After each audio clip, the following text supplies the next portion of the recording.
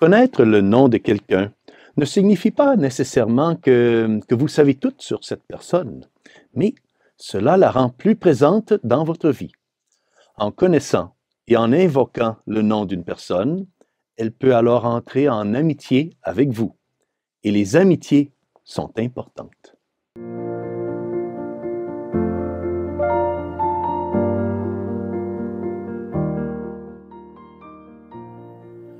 Au nom du Père, et du Fils, et du Saint-Esprit. Amen, chers frères et sœurs, Salve Maria, et bienvenue à ce commentaire de l'Évangile. Aujourd'hui, l'Église commémore un nom, le très saint nom de Marie. Le nom de Marie invoque la tendresse et la maternité et nous met en amitié avec son divin Fils, Jésus. Nous invoquons le nom de la bienheureuse Vierge Marie chaque fois que nous prions le « Je vous salue Marie ». Lorsque nous disons « Je vous salue Marie, pleine de grâce, le Seigneur est avec vous ». Et nous terminons avec « Sainte Marie, Mère de Dieu, priez pour nous pauvres pécheurs, maintenant et à l'heure de notre mort. Amen ». La fête du très saint nom de Marie est en fait née en Espagne en l'année 1513 et a été ensuite approuvée et étendue à toute l'Église catholique par le bienheureux pape Innocent XI en l'année 1683. C'était en remerciement à Notre-Dame pour avoir miraculeusement intervenu lors de la bataille de Vienne, quand les Turcs menaçaient l'Occident. Le roi de Pologne, Jean Sobieski, c'est lui qui défendit Vienne avec son armée et triompha des Turcs. Lui, ce roi Jean Sobieski, était un fervent catholique et attribua son incroyable victoire à l'aide céleste de Marie. Cette victoire était très importante pour la chrétienté, car la plupart des historiens pensent que l'Europe chrétienne a été sauvée à cette époque des envahisseurs turcs musulmans.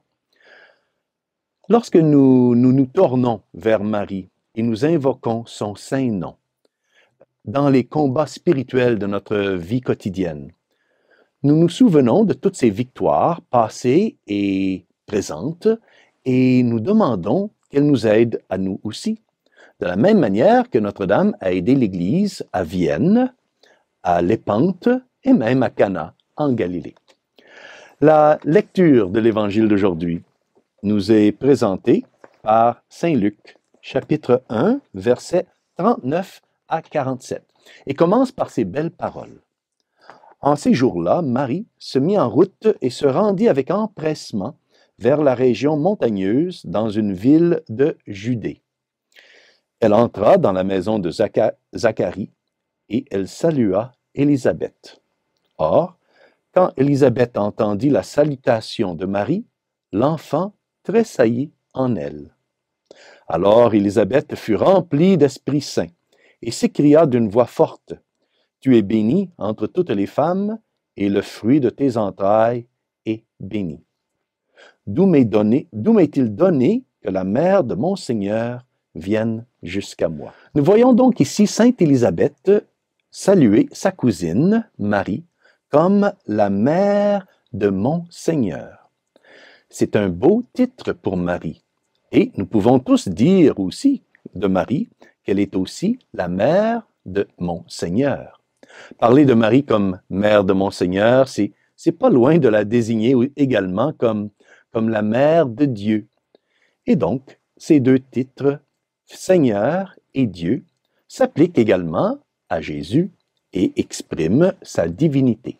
Pourtant, parler de Jésus comme de mon Seigneur est beaucoup plus personnel et manifeste notre amitié toute particulière et intime avec lui. Appeler Jésus mon Seigneur, c'est vouloir entrer dans une amitié et une relation filiale avec lui et lui permettre d'être Seigneur, donc de ma vie, et c'est aussi Seigneur de mon cœur. Ce beau titre de Jésus, mon Seigneur, fait aussi écho d'une certaine manière aux paroles de l'apôtre saint Thomas. Lorsque saint Thomas, après avoir vu les cicatrices de la passion sur le Seigneur ressuscité, va et s'écrie « Mon Seigneur et mon Dieu ». Cette confession de saint Thomas est intervenue après que saint Thomas ait traversé une période de grande épreuve et de grands doutes. Nous devrions aussi, frères et sœurs, toujours apprendre à invoquer Jésus comme mon Seigneur et mon Dieu, surtout lorsque nous traversons des moments difficiles d'épreuves et de doutes dans nos vies.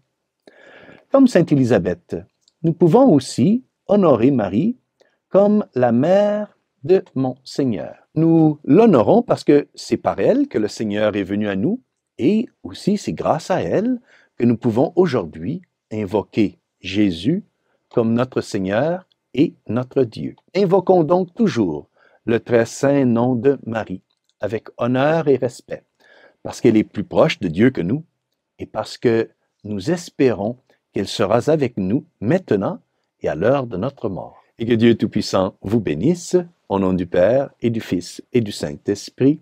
Salve Maria.